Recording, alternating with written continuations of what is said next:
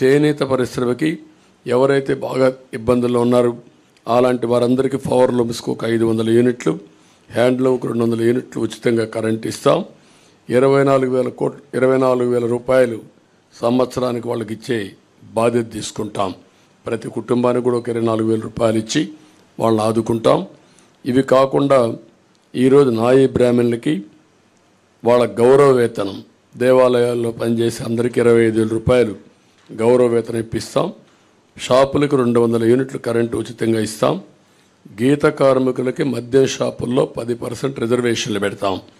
వడ్డరికి క్వారీల్లో 15% రిజర్వేషన్లు పెడతాం. Royalty, scenery ఛార్జీల్లో మినహాయింపు ఇస్తాం. ఇది కాకుండా రజక, దోబిఘాట్ల నిర్మాణానికి ప్రోత్సాహాలు ఇస్తాం. అదే మరి దోబిఘాట్ల కోసం పవర్ కూడా 200 యూనిట్లు ఉచితంగా ఇచ్చి వాళ్ళని ఆదుకుంటాం. మత్స్యకారులు ఎవరైతే ఉన్నారో విరామ సమయంలో, వేటకు పోలేని సమయంలో 20,000 రూపాయల ఆర్థిక సహాయం చేసి 217 జీవోని రద్దు చేస్తాం. వారిని అన్ని విధాలు ఆదుకోవడానికి బోట్ల మరమ్మతులు కానీ, కొత్త బోట్లు కొనియడం కానీ ఇవన్నీ చేస్తాం. ఎక్కడికక్కడ ఏవైతే చిన్న చిన్న పోర్ట్స్ ఇవన్నీ ఉన్నాయో దానికి కూడా ప్రాధాన్యత ఇచ్చి వారిని ఆదుకోవడం కోసం ముందుకెళ్తాం.